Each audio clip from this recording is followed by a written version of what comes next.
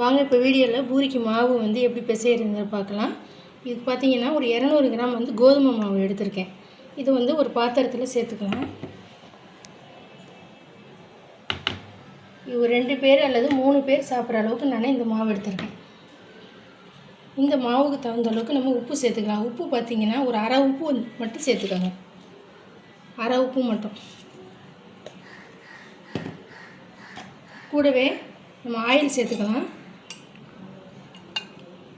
இந்த ஸ்பூனில் ஒரு ஸ்பூன் பார்த்திங்கன்னா ஆயில் சேர்த்துருக்கேன். இதை ஃபஸ்ட்டு நல்லா வந்து மாவோட எண்ணெய் உப்பு நல்லா மிக்ஸ் பண்ணுற அளவுக்கு கலந்து விட்டுக்கோங்க.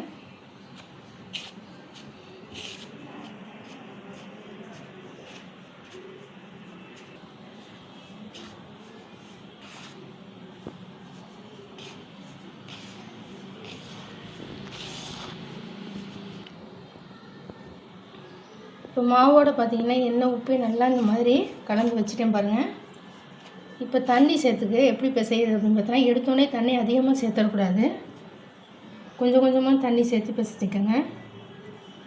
தண்ணி அதிகமாக சேர்த்து பிசைஞ்சிட்டிங்கன்னா எண்ணெய் குடிச்சிடும் நமக்கு பூரி சுடுறப்ப.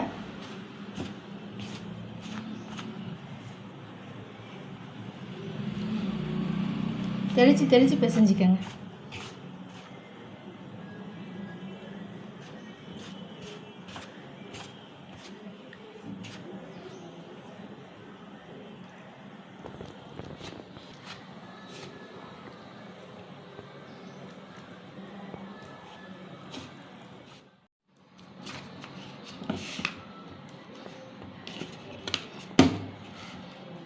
மாவு பார்த்திங்கன்னா ரொம்ப கெட்டியாகவும் இருக்கக்கூடாது, ரொம்ப லூஸாகவும் இருக்கக்கூடாது. அந்த அளவுக்கு மாவு வந்து தண்ணி தெளித்து பிசைஞ்சிக்கோங்க. இப்போ நான் மாவு பிசைஞ்சிட்டேன் பாருங்கள். இப்போ இந்த அளவுக்கு இருக்கணும் மாவு. இப்போ இந்த மாவு பிசைஞ்ச மாவை பார்த்திங்கன்னா ஒரு 5 நிமிஷம் கைகளால் நல்லா அழுத்தம் கொடுத்து பிசைங்க. ஏன்னா வந்து இந்த மாதிரி விரிசல்லாம் இருக்கக்கூடாது மாவில். இந்த மாதிரி பலகையில் வச்சு பிசைஞ்சிக்கோங்க.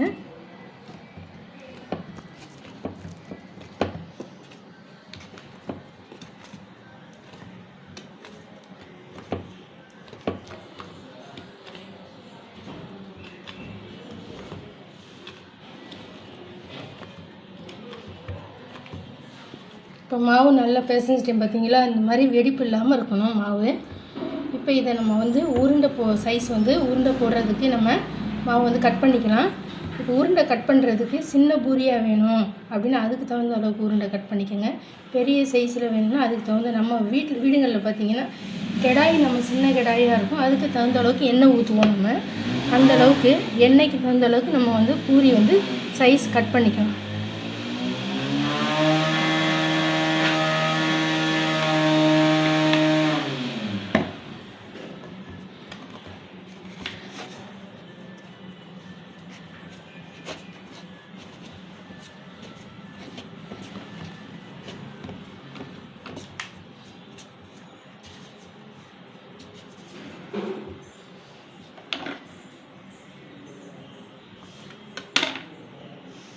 இந்த அளவுக்கு சைஸ் இருந்தால் கரெக்டாக இருக்கும் நமக்கு.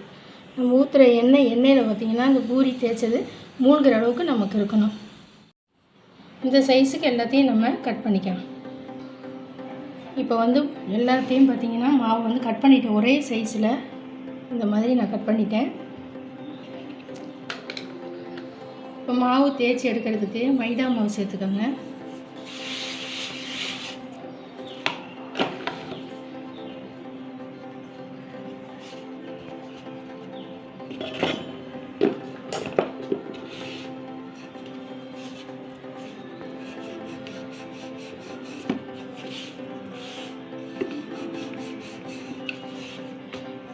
மாவு தேய்க்கிறப்ப பார்த்திங்கன்னா ரொம்ப மாவு போட்டு தேய்ச்சிடாதீங்க, இல்லைன்னா நம்ம எண்ணெயில் போடுறப்ப அந்த எண்ணெய் ஃபுல்லாக கருப்பாக போயிடும்.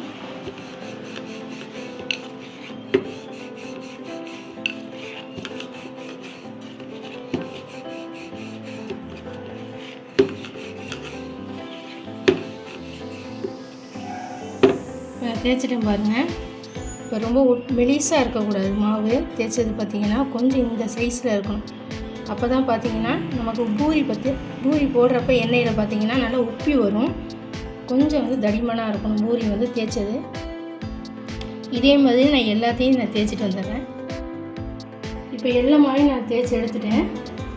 இப்போ பார்த்தீங்கன்னா கடாயில் எண்ணெய் வந்து சூடு பண்ணிட்டு இருக்கேன். பூரி பொரிக்கிறதுக்கு எண்ணெய் பார்த்தீங்கன்னா நல்லா சூடாக இருக்கணும். அப்போ தான் வந்து போட்டோன்னா எலும்பி வரும். சூடு கம்மியாக இருந்துச்சுன்னா நமக்கு வந்து பூரி வந்து எண்ணெய் பிடிக்கும். இப்போ ஒன்று ஒன்றா போட்டு பொரிச்சு எடுத்துடலாம்.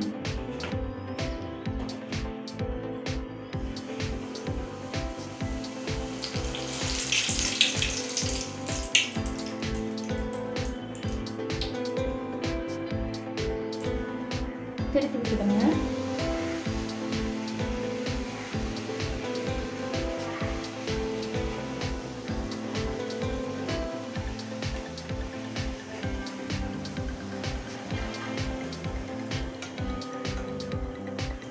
நல்லா 2 சைடும் 1 நிமிஷம் நல்லா திருப்பி விட்டு பிறகு அப்புறம் எண்ணெயை வடிச்சிட்டு எடுத்துக்கோங்க.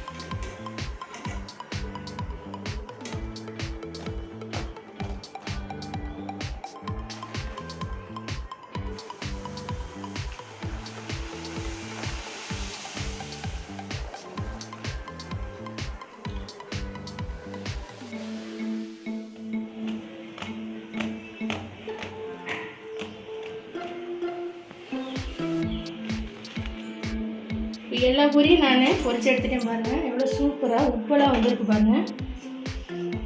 நம்ம எவ்வளோ நேரம் ஆனாலும் இந்த உப்புன சைஸ் அப்படியே தான் இருக்கும், அமுங்காது. கடைகள்லாம் பார்த்திங்கன்னா இந்த மாதிரி தான் நமக்கு பார்க்குறதுக்கு இந்த மாதிரி வச்சுருப்பாங்க. நமக்கு வீட்டிலே செய்ய முடியாது நம்ம நினைப்போம். கண்டிப்பாக இதே நான் செய்கிற மெத்தடில் நீங்கள் செஞ்சிங்கன்னா உப்பி வரும், சூப்பராக இருக்கும். எவ்வளோ நேரம் ஆனாலும் அப்படியே இருக்கும், கிறிஸ்பியாக இருக்கும். இப்போ இதுக்கு பார்த்திங்கன்னா பூரிக்கிழங்கு